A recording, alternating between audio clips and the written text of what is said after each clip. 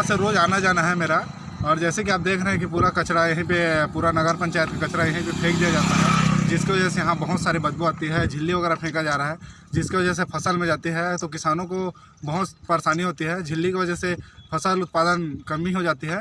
और यहाँ पीछे हाउसिंग बोर्ड कॉलोनी बना है, जिसमें बड़े बड़े अधिकारी रहते हैं, फिर भी इस प्रकार का जो ये कचरा फेंका जा रहा है यहाँ पे। और ये नया नया मंदिर का निर्माण भी हो रहा है यहाँ पे, फिर भी नगर पंचायत इसको ध्यान नहीं दे रहा है। नगर शासन और प्रशासन दोनों इसके जिम्मेदार हैं। कुछ दिन पहले यहाँ पे पीपीटी किट भी मिला था, जो कोरोना टेस्ट में के सैंपल लेते समय डॉक्टरों द्वारा पहना जाता है।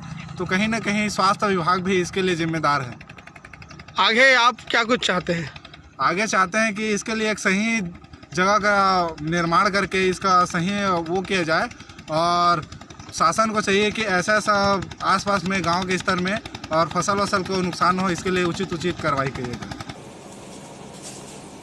क्या है, ज़मीन में जितना भी पॉलीथीन जहाँ भी इकट्ठा होता है, वो ज़मीन पूरा क्या है बंजर हो जाता है, क्योंकि वो परत रहता है और पौधे और बाकी चीज़ क्या है पानी अवशोषित नहीं कर पाते, जिससे क्या है फसल उत्पादन बहुत ही कम हो जाता है।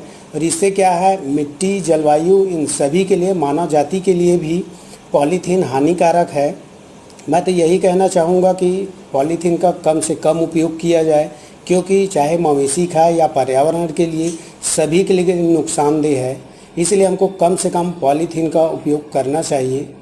ये आने वाले भविष्य में समाज में जो फैली हुई बुराइयां हैं उनसे तो हम निपट सकते हैं, लेकिन जो अपना पॉलीथीन है इसके लिए अगर कोई ठोस कदम न उठाया जाए तो आने वाली स्थिति बहुत भयावह होगी और एक ऐसा परत बन जाएगा जो हमारे लिए बहुत नुकसानदेह है। खेत की उर्वरक क्षमता को पुनर्जीवित किया जा सकता है। अगर एक बार वो जमना स्टार्ट हो जाए तो अपन क्या उसको फिर से खाद को उपयोग कर सकते हैं क्या?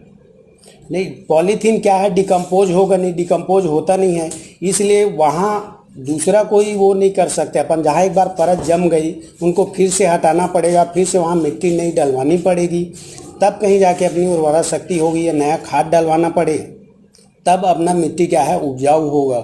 अगर एक बार परत जम गया वो डिकम्पोज होने वाली चीज़ है नहीं, डिकम्पोज नहीं हो पाएगा, जिससे क्या है पूरी तरह से अपना ज़मीन बन जाए।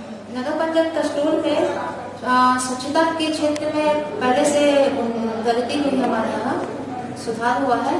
जैसा कि स्वच्छता सर्वेक्षण 2020 का भी रिजल्ट आप लोगों ने देखा होगा। पूरे बलौदाबाजार जिले में हम लोगों का सेकेंड रैंक हमको मिला है और ईस्ट जोन में हमारा 28वां स्थान प्राप्त हुआ है हमें।